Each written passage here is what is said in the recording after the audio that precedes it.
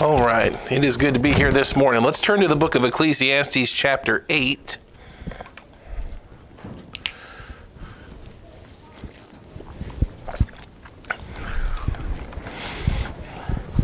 Chapter 8.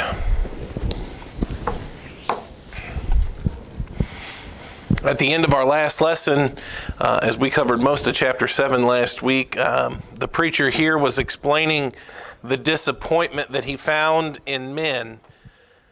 Solomon's search for a good man often left him frustrated. It seems like a lot of the things that he sees in life are frustrating him. He'll have some good thoughts. He'll point out some of the good things that wisdom has to offer and why that seems to be the better pursuit. And yet then get into another conversation as he looks around and sees the world around him and find another group of things that frustrate him. And that's actually a fairly decent principle in and of itself, is that the more that we do look around, the more that we focus on this world, we're often going to find things that frustrate us. That is for someone who is wise, right? The wisdom won't keep you from getting frustrated with this world, and Solomon has found that out. But from our text today and from verse 1 of chapter number 8, it seems that in spite of all the failures that human wisdom produces, he still admires the wise man above others. In chapter 8, verse 1, it says, "Who is as the wise man?" Number one, the benefits of wisdom. The benefits of wisdom. Who is as the wise man? And who knoweth the interpretation of a thing? A man's wisdom maketh his face to shine, and the boldness of his face shall be changed. He still admires the wise man above the fool. He still admires the pursuit of wisdom and the benefits that come from being wise as opposed to being foolish. Who's like the wise man?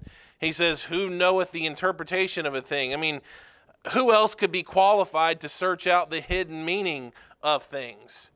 I mean, if you're going to go looking for answers, and honestly, from looking at the first 7 chapters, he's confessed that there are a lot of things that even wisdom can't answer. But who else are you going to go to? If you're looking for the meaning of life, if you're trying to search for answers, if you're trying to find, the way to blessing or the way to understanding of the meaning of life, you're going to go to the fool? You're going to go to somebody who's known for their folly? You're going to go for someone who's just known for no wisdom? I mean, who is as the wise man? Who knoweth the interpretation of the thing? Yeah, there's a lot of questions that can't be answered, but if I'm going to ask those questions, I'm certainly not going to ask the foolish person. I'm still going to walk with the wise. I'm still going to try and find a wise man to get his opinion, to get his interpretation of things. A wise man, or a man's wisdom, maketh his face to shine, and the boldness of his face shall be changed. A man with wisdom has a boldness or a confidence about him that Solomon admired. In verse 2, he says, I counsel thee. And he, of course, was the wisest man at one time. He was the wisest man alive. I counsel thee to keep the king's commandment, and that in regard to the oath of God. Let's talk about some of these benefits of wisdom. First of all, of course, we looked at verse number 1 and how there's a confidence instilled with wisdom that you don't get from folly. But secondly, wisdom teaches you how to act. Wisdom teaches you how to act. Specifically, from verse 2, he talks about the presence of authority. Wisdom teaches you obedience. I counsel thee to keep the king's commandment, and that in regard to the oath of God. The recognition that God, by his giving, by his oath, by his blessing, God is the one that sets up kings and rulers. God is the one that grants authority. Wisdom would teach you that obedience to authority is kind of helpful. Wisdom tells you that we don't pick and choose. Wisdom tells you that we're not selective, but we do try to obey, to counsel thee to keep the king's commandment. Look at verse 3. Be not hasty to go out of his sight. Stand not in an evil thing, for he doeth whatsoever pleaseth him. The advice here is that you don't be quick to run off, and it's assumed they're either in anger or in disobedience. He's told you in verse 2 to be obedient. Don't run from that. Be not hasty to run from his sight or to stand in an evil thing. Don't cross the king. Now that sounds profound, doesn't it? It's not really profound, but wisdom teaches us that submission to authority is the right thing to do. As a general rule, as a general practice, the goal, the object is to have a submissive attitude, a submissive spirit to those that are in authority. He counsels us in verse 2 to be obedient. In verse 3, he challenges us against the opposite of that. If I've told you to be obedient, don't hasten to run the other way. Don't stand in an evil thing. It's not wise to cross the king or to make him upset. He says, he doeth whatsoever he pleaseth. He is the one in authority. It's wise to obey and to not push your limits in the presence of the king. So again, I know that sounds profound, but wisdom would have us to be submissive to authority. You come to the New Testament and there's a different perspective. There are things that are added to that, right? Where from the New Testament perspective, we throw in the idea of honor, giving honor to whom it is due. We throw in the aspect of prayer. We pray for those that are in authority. Paul said primarily one of the reasons that we pray for those that are in authority is that men may be able to lead a quiet and peaceable life. As we pray for men in authority today, right? As we pray for presidents, as we pray for leaders of nations, it's never more clear today than what are we praying for? We're praying that peace among men be a reality. Where the word of the king is, there is power. And who may say unto him, what doest thou? So if you get mad, I've counseled you, Solomon says, to obey the king. I've counseled you to not run off hastily and not stand in an evil thing. Don't challenge the king. I've kind of admonished you to obey. But if you get mad and you huff and puff and you try to challenge the king, how far would you get with that anyway? Let's say that you're adamant that no, I'm going to stand up to the king. I'm going to tell him that he's wrong. I'm not going to obey. How far are you going to get with that? He says in verse 4, where the word of the king is, there is power, and who may say unto him, what doest thou? So in admonishing you not to do something, he kind of tells you, but let's say you pursue it anyway, what good's it going to do? Because where the king speaks, there is power. His word carries authority. His word isn't up for challenge. In verse 5, whoso keepeth the commandment shall feel no evil thing, and a wise man's heart discerneth both time and judgment. Generally, and it isn't true in every case, but the general idea behind his thought here is that those that have a submissive attitude generally have nothing to fear in the king's wrath, right? Whoso keepeth the commandment shall feel no evil thing. So I'm telling you to be obedient. Don't be cross. Don't challenge the king. First of all, it's not going to work anyway. He's the one with the authority or power. No one's going to challenge his word.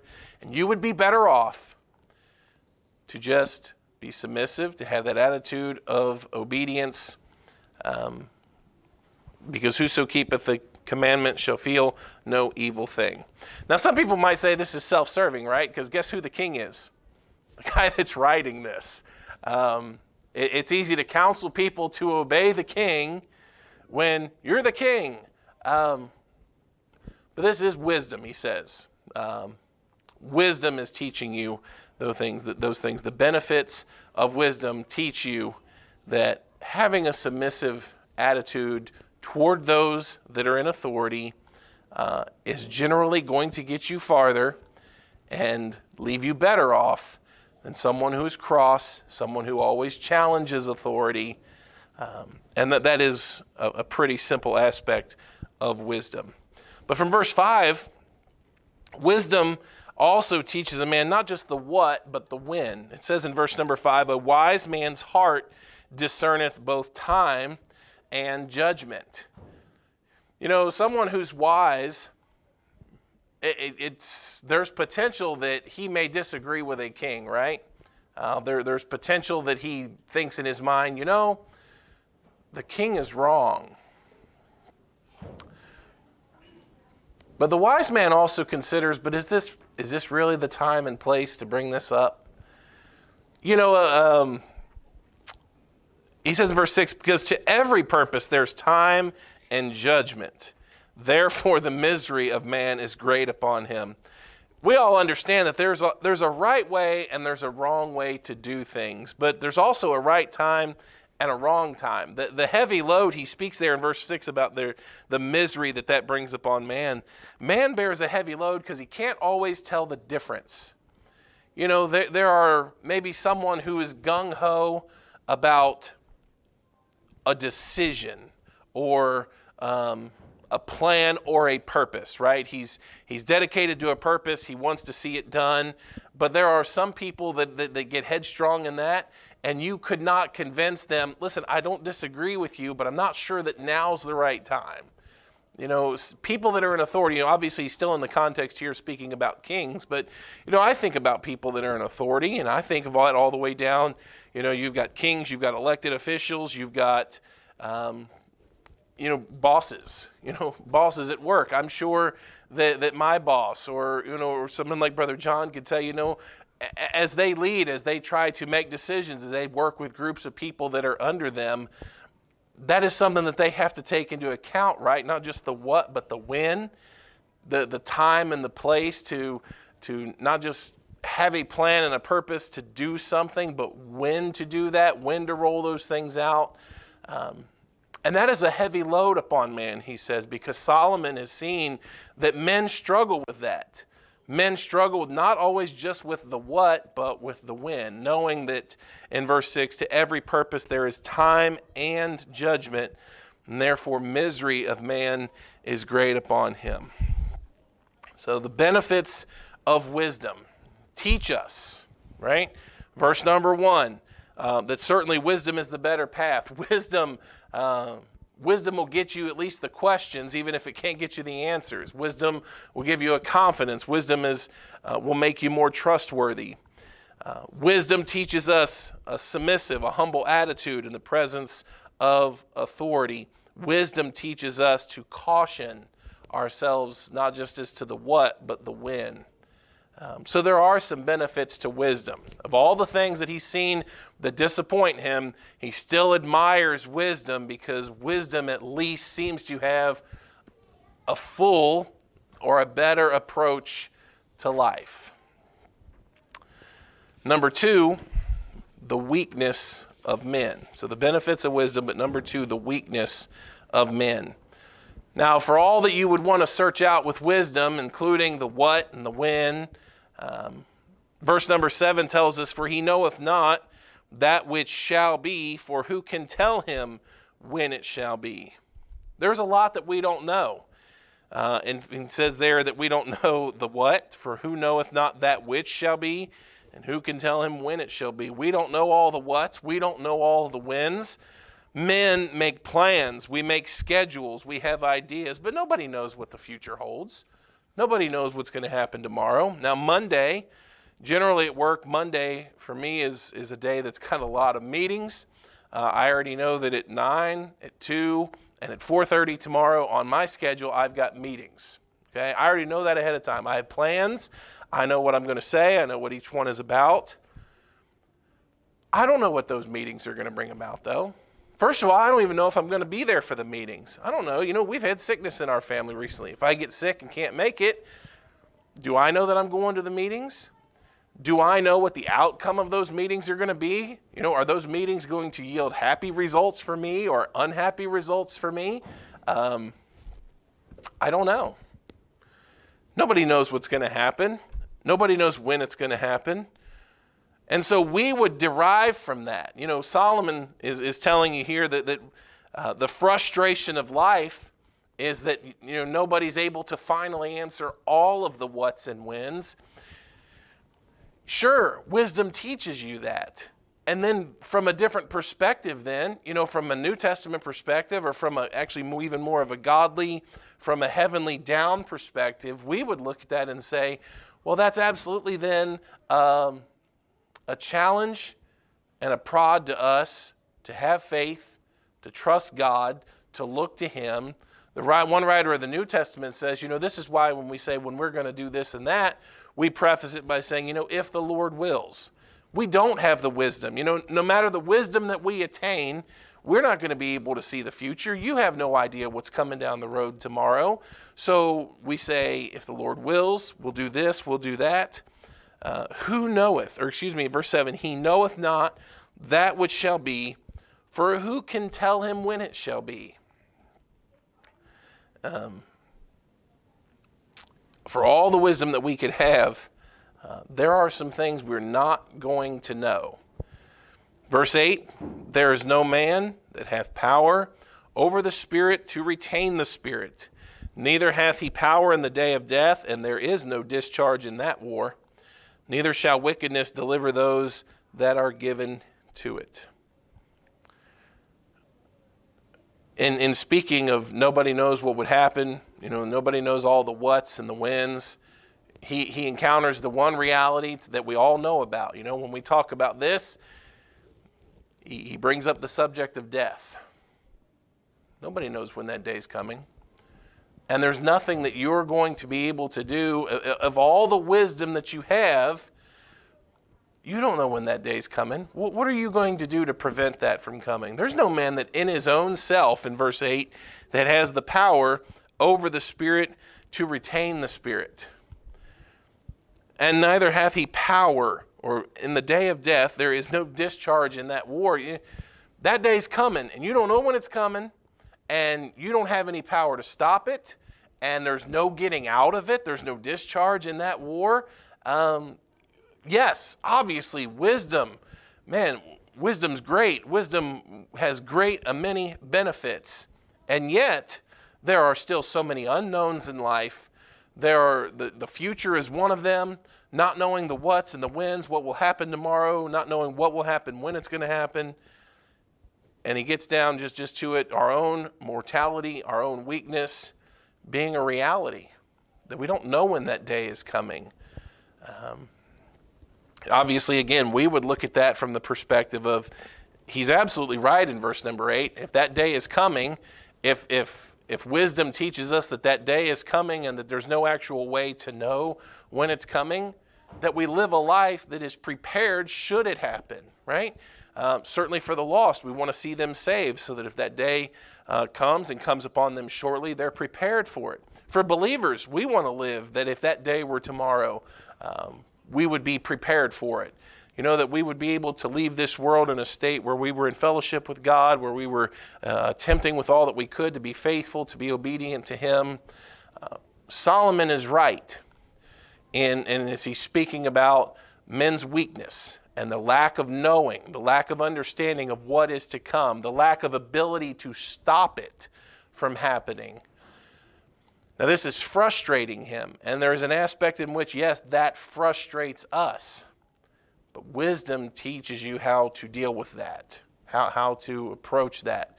Those things that cannot be known must be led by faith, right? We have to live by faith because we don't know what it is that lies ahead of us. And those things that we know are coming, but we don't know when they are coming, we are admonished to live a lifestyle of preparation, right? One that is prepared.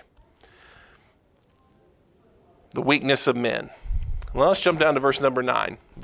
Number 3, let's talk about what wickedness yields. Okay, what wickedness yields. Verse number 9, all this have I seen, and applied my heart unto every work that is done under the sun. There is a time wherein one man ruleth over another to his own hurt. Now, these are some things that he has observed. And he's getting ready to talk about sinfulness, wickedness, and the frustration that is there because of all the wisdom that Solomon had, and of all the wisdom that he has pursued and in trying to find out more, here are some things that he still can't grasp. He still can't understand or figure out. And I've watched these. He says, all this have I seen. I've applied my heart to every word. I've tried to understand the why. And yet still there is a time wherein one man ruleth over another to his own hurt. I still see, I've admonished, back in verse 2, I've admonished people to be obedient to the king, and yet then I've seen kings that turn around and rule abusively. Right? Now, generally, wisdom teaches you that submission and obedience is the right thing to do, but I've seen rulers take advantage of that. And then I've seen rulers who abuse people to their own hurt. Now, there's division, there's debate amongst commentators about when it says to his own hurt, to their own hurt. Are they talking about the people, or are they talking about the king? There's kind of good arguments on each side. In a sense, you can actually, you can see both at times. You actually see both in his son, right? When Rehoboam becomes king and he abuses the people. Now that was to their hurt, right? Because after Solomon was gone and the people had petitioned Rehoboam to lessen the tax burden, to lessen the burdens that were put upon them, Solomon taxed the people greatly, right? That temple didn't build itself. Solomon was not the richest man in the world just because he was wise. He had laid heavy burdens on the people. They come to Rehoboam, ask for that to be lessened, and Rehoboam takes the counsel of the young men and does not adhere to it.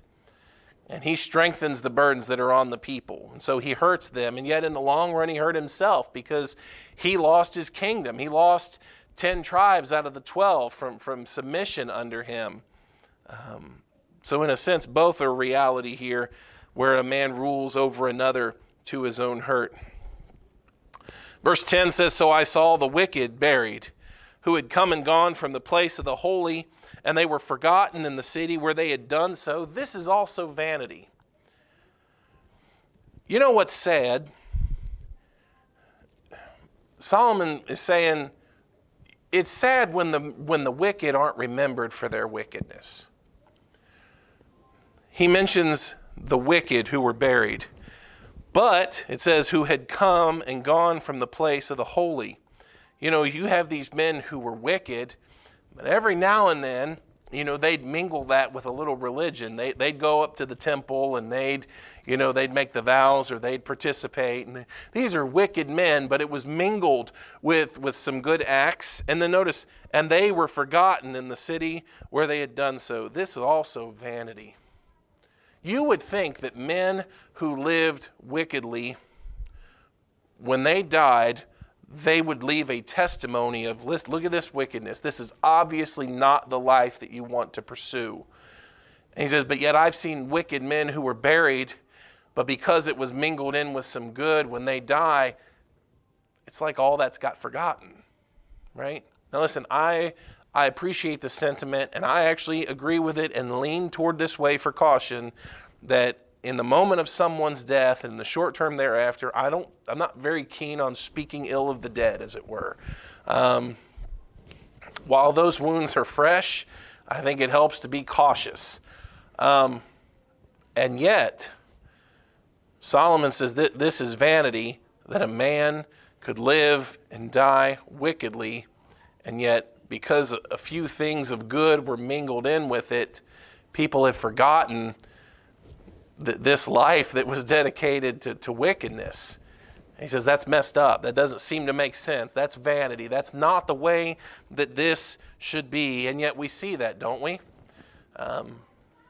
We see men and women who live, a life that is totally opposed to all things that we would say were godly or right. And yet when they die, oh man, look, they were such a good person. Or, here's what they did, and here's what they did. And all of the good things are what's remembered, and I appreciate that in a sense. But Solomon's finding some frustration in that, man, you would think somebody that lived wickedly would be a caution. The life that they lived would be a caution after they died. And he's like, but that doesn't seem to always be so. And that kind of aggravates him. Verse 11, another thing that aggravates him, he says, because sentence against an evil work is not executed speedily, therefore the heart of the sons of men is fully set in them to do evil. When justice isn't executed, men are emboldened in their wickedness, right? When justice isn't served and when justice isn't meted out quickly, men kind of get the confidence like, I think I might get away with this. When justice isn't a reality, men are emboldened in their wickedness, and that aggravated him. Now, verse 12, though a sinner do evil 100 times, and his days be prolonged, yet surely I know that it shall be well with them that fear God, which fear before him. He's trying to counsel in wisdom, and he's like, I get it. On all the things that I've seen, rulers rule with animosity. Rulers take advantage of submissive and obedient people. He mentions the wicked can live a lifestyle of wickedness, and then it doesn't even get remembered when they're gone. And then wicked men can do wicked and judgment not be executed speedily. Those things are a reality. And then he says in verse 12, a sinner could do evil 100 times and live a long life. And yet in the counsel of wisdom, he's like, yes, I've seen all this. And in my lookings around at life, I have noticed all this. And yet he seems to still be convinced. I know that it shall be well with them that fear God, which fear before him. In all the frustrations of life, in all the ways that he's seen the wicked either successful or not punished or getting away with it, he still seems to be convinced that, that can't ultimately be. Ultimately, he feels that it'll be well with them that fear God. Men get away with it sometimes, and that frustrates people. In the book of Psalms, Psalm 73, as Asaph writes, he speaks about how he was jealous. He was envious of the wicked at one point because of how they were successful, how they took advantage of others, how they had accumulated great things and never seemed to have to answer or account for it. And what does Asaph say later in Psalm 73? Until I went to the house of God, then understood I their end. If you look around at what is around you, you're going to get frustrated. And you're going to think, or you're going to, at times, come under the opinion that, wicked people sure do seem to get away with a lot. And justice just seems to be, like spin the wheel. Is it going to happen or is it not? You can't count on justice to always be meted out. And wickedness seems to be okay, and they seem successful, and sometimes they have long lives.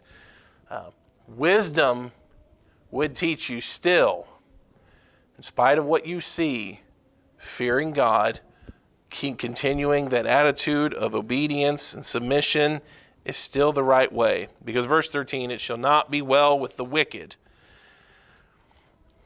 neither shall he prolong his days, which are as a shadow, because he feareth not God.